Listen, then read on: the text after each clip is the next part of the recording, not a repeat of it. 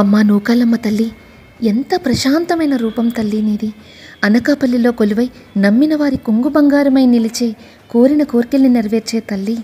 పిల్ల పాపలను చల్లగా చూడమ్మా.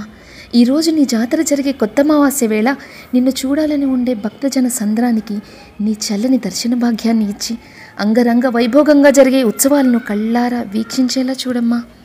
కొత్త అమావాస్య నాడు మొదలై నెల రోజుల పండుగగా జరిగే ఉత్సవం ఈరోజు రాష్ట్ర పండుగగా నెలకొల్పడం చాలా విశేషం తల్లి.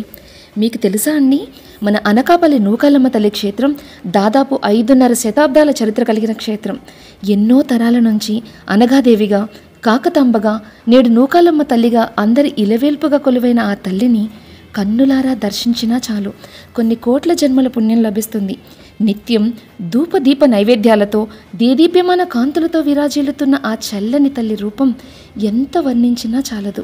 రాష్ట్ర పండుగగా మారిన నూకాల తల్లి పండుగ కొత్త అమావాస్య నుండి మొదలై దాదాపు నెల రోజుల పాటు కని విని ఎరుగని రీతిలో ఘనంగా జరగనున్న ఆ తల్లి వేడుకలు కళ్ళారా చూడాల్సిందే.